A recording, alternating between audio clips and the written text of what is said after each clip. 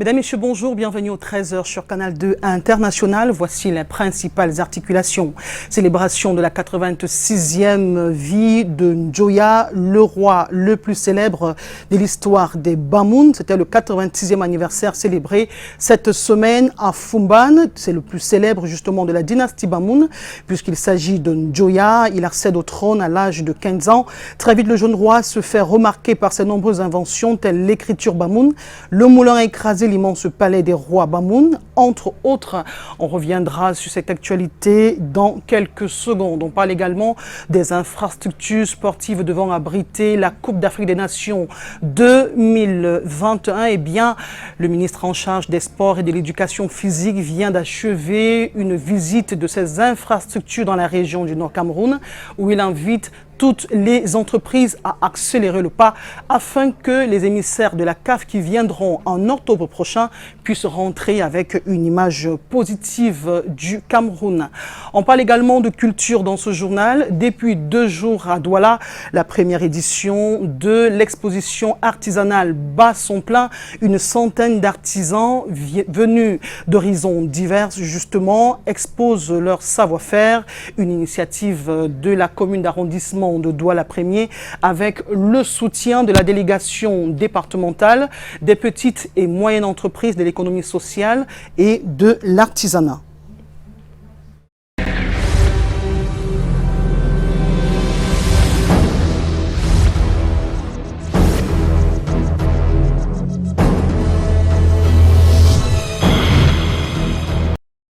Plus de 100 participants sont actuellement à l'esplanade de la salle de fête d'Aqua, ici même à Douala. Ils participent tous à la première édition de l'exposition artisanale qui a été initiée par la commune d'arrondissement de Douala-Premier. Sur le site, on retrouve bien sûr l'économie artisanale, les promoteurs des œuvres d'art. Vous avez en image justement l'histoire Douala qui est transcrite en tableau, et on a également rencontré sur le site les personnes venues du Noun, de la région du centre, du nord, pour exposer leur savoir-faire. Je vous propose quelques réactions des exposants rencontrés ce matin. Ils s'expriment justement au micro de notre reporter William Nebou.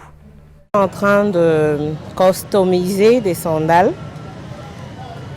On les appelle les tongs. Mais bon, c'est les vulgaires sans confiance que nous avons sur les marchés. Et ce que je fais, c'est que je les rhabille avec du pagne. Et ensuite, je peux utiliser pour agrémenter les sandales des boutons en bois, des nœuds faits de bois ou de pagne. Tout dépend de l'allure que je voudrais donner aux sandales. Et généralement, une paire de babouches, je pourrais me prendre aujourd'hui, parce que ça fait quand même 3 ans que je l'ai fait. Aujourd'hui, une paire de babouches peut me prendre 5 à 10 minutes. Mais avant, ce n'était pas évident parce que vous constatez qu'on utilise des aiguilles. Donc, je peux me blesser. Et après un certain nombre de sandales par jour, c'est vrai qu'aujourd'hui, je peux en faire une 50aine à la journée. À un moment, on a du mal à tenir l'aiguille parce qu'on a les doigts qui transpirent, soit on a des crampes. Mais ça va, quand on a le résultat, on est plutôt satisfait. Quand on nous a donné la canne, quand c'était dit avant le glissement, quand on avait la canne, j'ai décidé de faire quelque chose que je devais présenter à la canne, à la population, aux étrangers qu'on devait accueillir. C'est comme ça que mon mari et moi, nous avons décidé de faire des lions, comme nous sommes les lions du Cameroun, de faire des lions avec le drapeau du Cameroun. Ça, c'est l'œuvre que j'ai pu faire pour accueillir la canne au Cameroun. Mais désolé, ça ne s'est pas passé. Donc à l'exposition ici, à la mairie, j'ai décidé de présenter ça à la population. Il faut signaler que c'est une initiative de la commune d'arrondissement de Douala-Premier, chapeautée par le maire Lengue Malapa, soutenue par la délégation départementale des petites et moyennes entreprises. Je vous propose d'ailleurs une réaction du délégué de ce département ministériel, Sylvie Mach. Pour nous, c'est une façon de promouvoir, d'accompagner et de développer l'artisanat.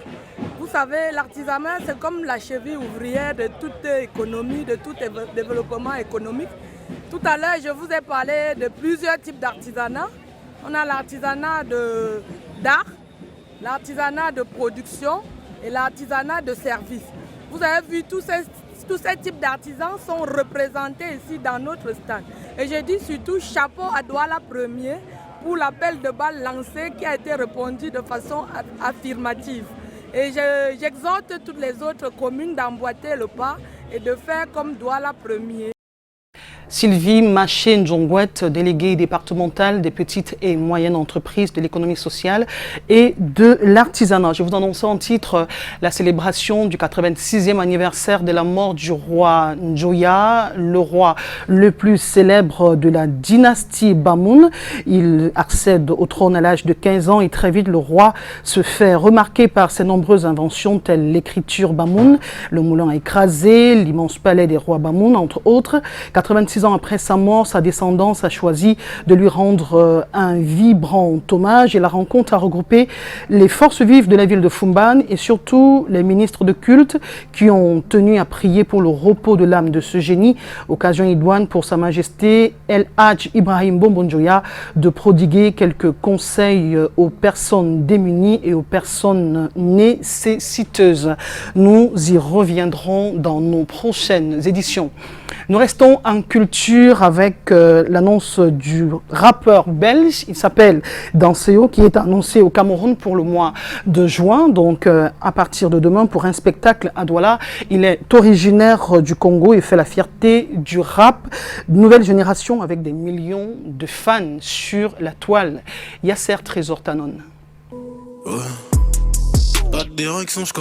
Ces chansons comptent des centaines de millions de vues sur YouTube. Damso, en seulement 3 ans depuis 2016, enchaîne des tubes. Ancien protégé du rappeur Booba avec qui il a fait le titre Pinocchio, le Belge d'origine congolaise draine un succès sans cesse fulgurant.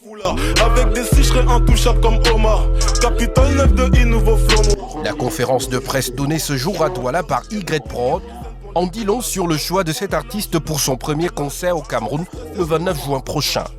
Damso est aujourd'hui le leader de la scène rap francophone. C'est probablement l'artiste francophone le plus important de sa génération, produit par Booba. Booba d'ailleurs qui était en concert au Cameroun il y a 2 ans, devant plus de 30 000 personnes à Yaoundé. Et les 30 000 personnes ont scandé le nom de Damso. Les analystes et autres critiques d'art sont unanimes sur le succès et la popularité de Damso. Damso, c'est un produit que le Cameroun attendait. Le Cameroun dans ce sens que c'est un artiste à communauté. C'est-à-dire s'il y a 50 personnes qui connaissent Damso, les 50 sont prêtes à se déplacer pour lui aller à son concert. Sur le plan sécuritaire, tout sera mis en œuvre. Vous devez vous déplacer en groupe. Ne restez pas tout seul ou alors si vous êtes tout seul, faites-vous accompagner même par un de nos vigiles. Moi je conseillerais aux dames d'éviter de venir avec des bouteilles de parfum cassables parce que la fouille sera systématique. Donc, toute bouteille cassable sera retenue au premier point d'accès. La scène de Canal Olympia à Bessengue le 29 juin prochain va aussi connaître les prestations d'autres artistes locaux comme Sojip, Maxtor, l'Audio One produit par l'artiste locaux et des DJ qui vont également prester. Exploitation forestière, on en parle avec la centaine d'experts des pays francophones d'Afrique qui viennent de séjourner au Cameroun, à Douala précisément, sous l'égide de WWF. On pose la problématique des chaînes de valeur forestière. On parle également de la problématique du bois durable pour un monde durable. La priorité, elle est accordée aux populations locales, populations rurales davantage, qui jouxtent les forêts qui sont exploitées en Afrique. Reportage. Au-delà du bois ligneux destiné à l'exportation, il y a 174 produits forestiers non ligneux qui transitent par le marché local. Les produits comestibles, les écorces, les racines, les feuilles, entre autres. Les pays francophones d'Afrique réunis à Douala pendant 3 jours table sur les chaînes de valeur forestière durables pour une économie à faible émission du carbone. Au fond, on s'est rendu compte qu'en Afrique, lorsqu'on parle de la gestion durable, on met l'accent sur l'unité forestière de gestion. Mais en réalité, les performances enregistrées ou constatées dépendent de l'implication de plusieurs acteurs. Vous avez des acteurs politiques, donc des preneurs de décision, mais vous avez aussi des ONG, vous avez des investisseurs et vous avez des cabinets de certification. Le concept du bois durable pour un monde durable prend en considération la durabilité des paysages ruraux et urbains, la réduction de l'empreinte carbone et l'amélioration des conditions de vie des populations. Pour les populations rurales, on sait bien qu'ils sont vraiment dépendantes de l'énergie du bois et aussi des emplois générés par la transformation du bois. Et donc, c'est très important de faire cette transformation et faire cette énergie du bois durable. Donc, il faut mettre en place des actions qui puissent les amener des techniques et aussi des relations de travail, aussi des relations de contrats. Le programme de développement durable des Nations Unies à l'horizon 2030 prend également en compte l'utilisation durable des forêts pour atteindre ces objectifs. Le dialogue sous-régional qu'organise WWF à Douala va élaborer une feuille de route pour atteindre ce cap. Commémoration de la montée de Jésus-Christ au ciel, on en reparle. Dans la ville d'Edéa, la ville lumière, on a célébré cette montée de Jésus-Christ au ciel sous le signe du respect des différences religieuses en matière d'interprétation biblique. Christian Bock. 40 jours après la Pâque, les chrétiens du monde entier célèbrent l'ascension, la montée de Jésus au ciel. À Edéa, dans la Sanaga maritime, différentes confessions célèbrent cette grande fête. Chez les catholiques, l'évêque d'Edéa, Monseigneur Jean Bosco Ntep, après 3 jours passés à la cathédrale Sacré-Cœur de Mbanda, exprime la symbolique de cette montée par les sacrements de confirmation. Le Christ, après sa mission terrestre, est retourné vers son Père. Mais la mission continue. Elle continue par nous. Et le Christ ne s'évade pas du monde. Il est toujours là avec nous. Pour la vraie Église de Dieu, ce jour est un moment de méditation, mais chez soi. Qu'il organise publiquement ou qu'il n'organise pas, mais l'Église chrétienne doit savoir que Jésus-Christ, il est mort, il est ressuscité, et il est monté au ciel, et il est assis à la droite de Dieu, le Père. Autre lieu, l'église protestante consistoire maritime Edéa 2. Le pasteur confirme l'existence d'une quelconque célébration, mais celle-ci dépend des différents dirigeants de paroisse. Nous n'avons pas eu un programme particulier, mais nous avons encouragé, n'est-ce pas, les chrétiens à se retrouver ici ce matin, dès 10h, pour cette belle célébration. Par ailleurs, chez les pentecôtistes chrétiens, l'ascension ne se célèbre pas, mais se vit dans le cœur et par les actes du chrétien. Ce jour, nous ne le célébrons pas dans nos paroisses, mais nous reconnaissons dans nos cœurs que Jésus-Christ est monté au ciel. Bien que d'autres chrétiens l'ont célébré avec face, d'aucuns sont restés dans un esprit de solitude en Christ. Au-delà de la célébration, au-delà du côté festif, ici à Douala, les religieux ont davantage parlé de l'humanisation des rapports entre chrétiens. C'est une manière de prier en prêchant par l'exemple, justement. C'était dans la paroisse de Christ-Roi, ici à Douala, était présent notre reporter Patrick Ngwanya. Tout ce que nous allons faire sans Dieu finit par nous soucier. Donc beaucoup de catastrophes humanitaires, sociopolitiques et économiques, et même les catastrophes spirituelles, familiales, entrepreneuriales et consorts, c'est tout simplement parce que nous voulons réaliser sans Dieu. Ici, une attitude de Monseigneur Clément Aboudi. Ce jeudi de l'Ascension, à la cathédrale Saint-Pierre-et-Paul de Douala, le recteur de la dite cathédrale, officiant du jour, appelle à plus d'humanité au sein de l'Église chrétienne. Je suis entièrement d'accord avec nous. Le chrétien pratiquant doit vivre sa foi et doit être tous les jours sans relâche au combat parce que la vie a beaucoup de vicissitudes. Je pense que cette homélie était tout simplement formidable parce que ça rappelle à tous les Africains essentiellement et les Camerounais en particulier, pour leur rappeler que pour ceux qui viennent régulièrement dormir à l'église, se réfugiant derrière les prières et oubliant qu'ils ont à travailler parce que le Seigneur n'aime pas les paresseux. Il n'a jamais fait la culture de la paresse. La fête de l'Ascension est aussi l'occasion pour l'humanité de manifester sa vocation. Nous préparons notre départ déjà sur terre. Le paradis, c'est déjà sur terre. L'enfer également, c'est sur terre. Exhorter les chrétiens à travailler davantage parce qu'il a aussi béni toutes les autorités qui travaillent fort pour ce pays et je lui sais gré. La fête de l'Ascension intervient 40 jours après la fête de Pâques et symbolise la montée de Jésus-Christ au ciel. Bien que l'Ascension soit une fête chrétienne, il y a des confessions religieuses qui ont brillé par leur indifférence. Selon elles, elles n'y trouvent pas de fondement biblique. Katiken.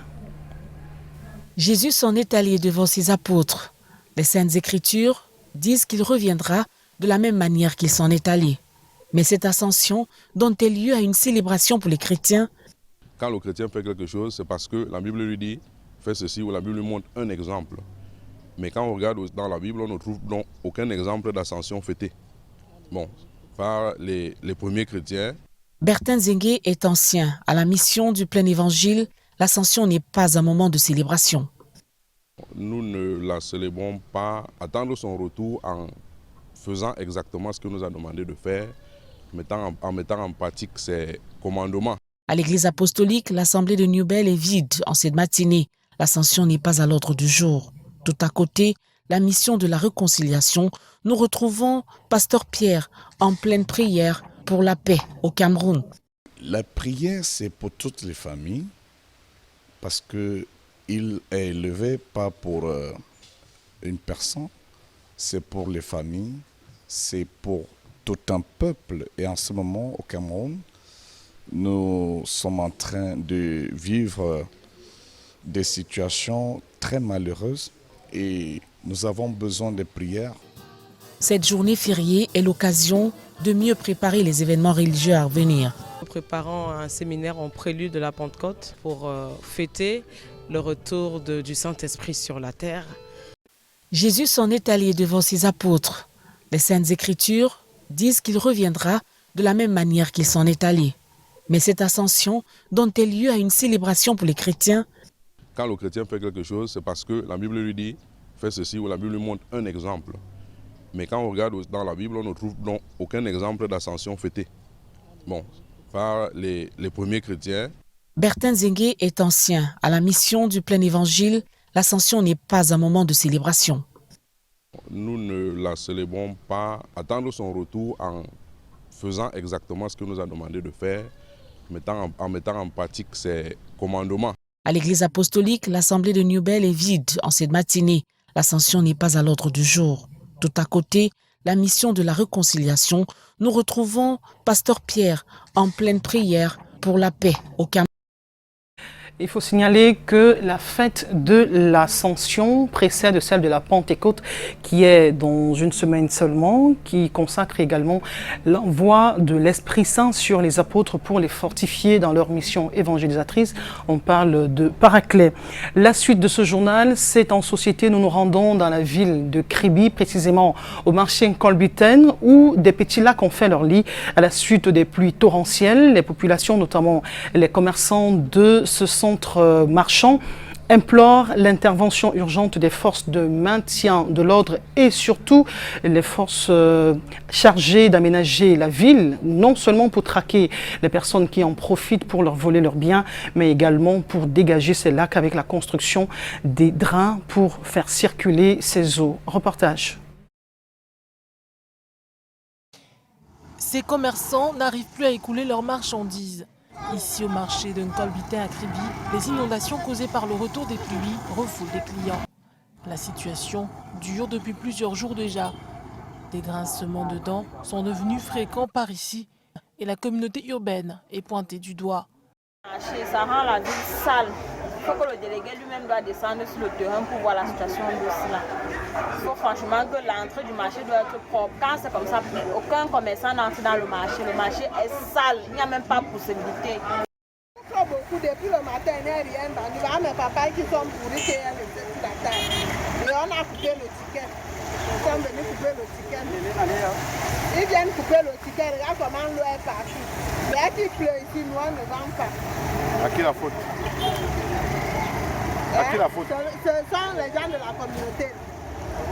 Ce sont eux qui doivent travailler, c'est leur travail. Les commerçants reprochent surtout à la communauté urbaine de ne prendre aucune disposition pour préserver l'espace qui leur avait été offert par le chef de l'État. C'est vraiment étonnant dans la mesure où une grande ville, la ville phare dans l'océan, une mardeau, ça c'est même pas une mardeau, on dirait l'océan qui s'est déplacé pour se retrouver ici, je sais pas moi où, mais bon, c'est un peu désolant.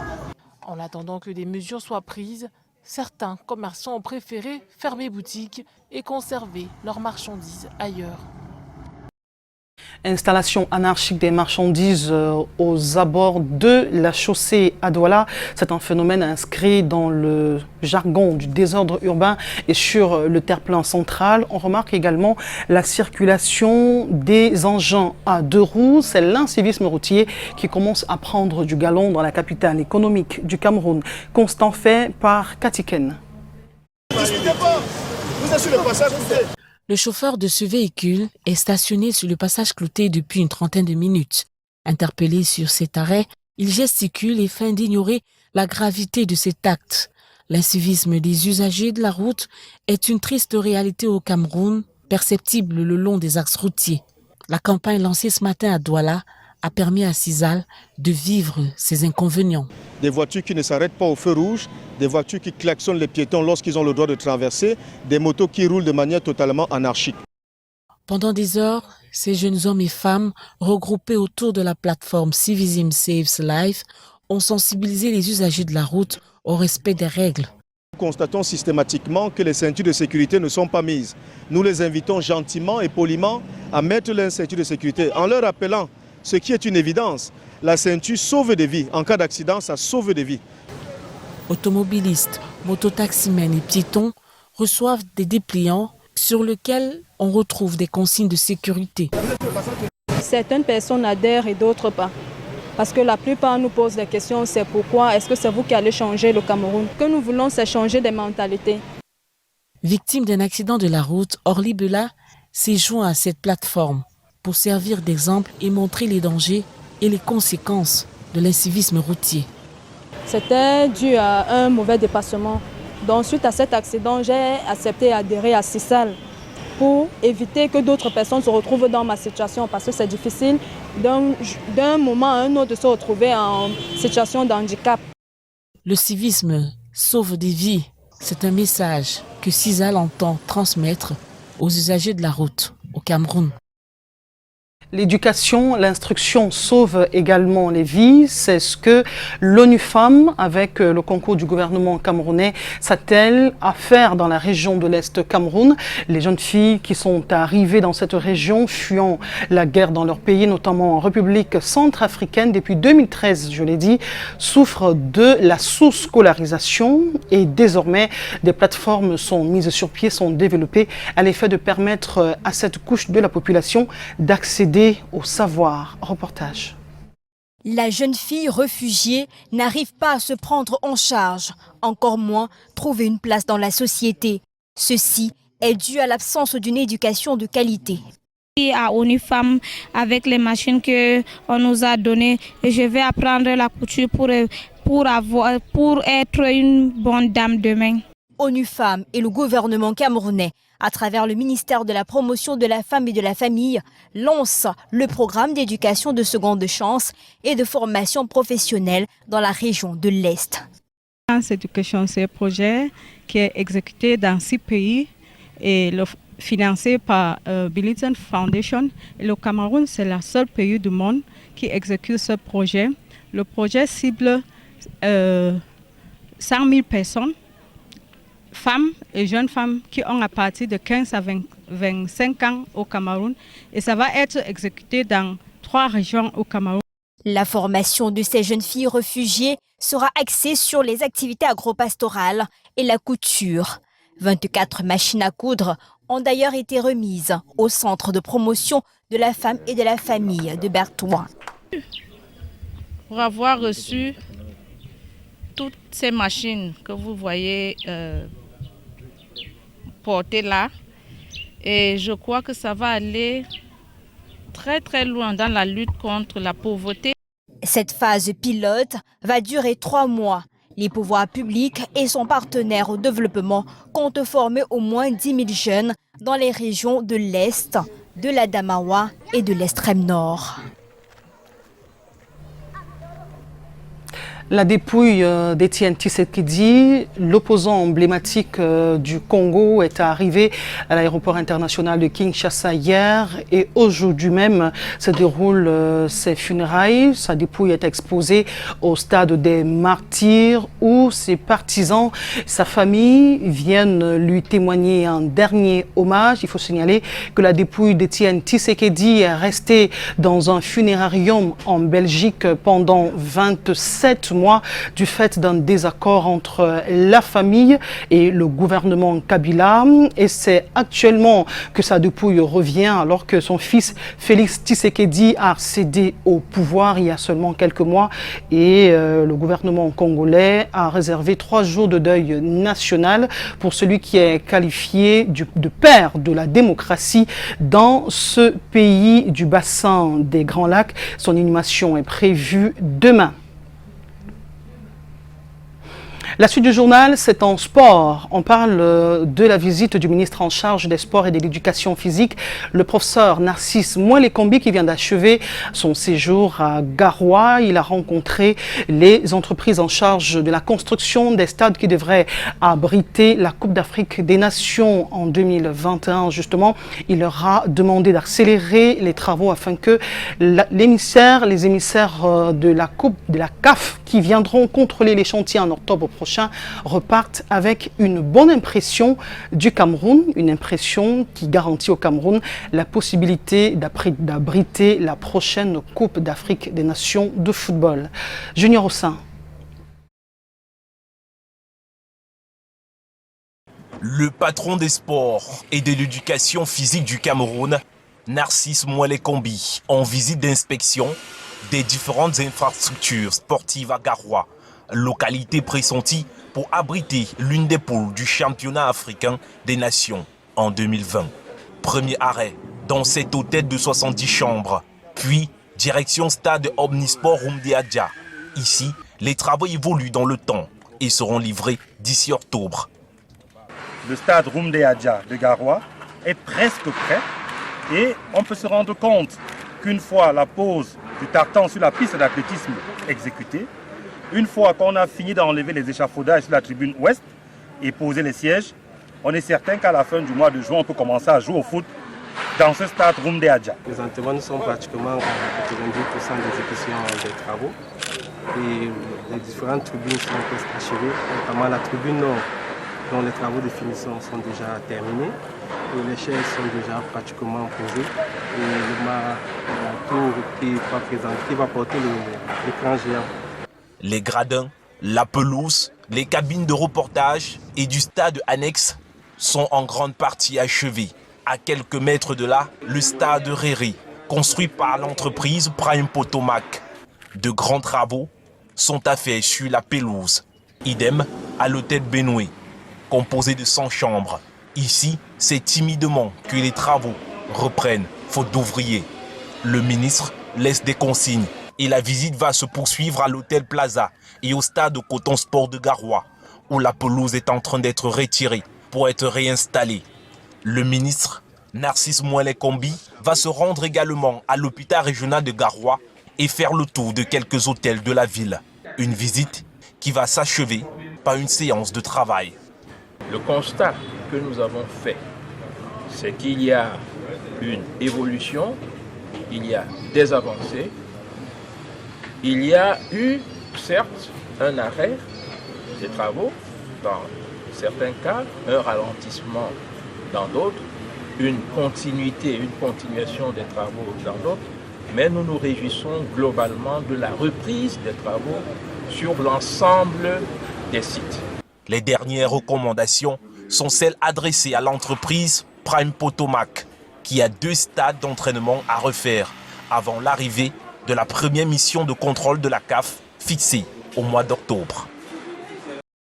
13h30 à Tokombéré et dans le Mayoré. Mesdames, Messieurs, merci d'avoir regardé le 13h sur Canal 2 International. Je vous retrouve à 16h dans le cadre d'Écho des régions, le rendez-vous de l'arrière-pays au Cameroun. Bon après-midi sur Canal 2 International.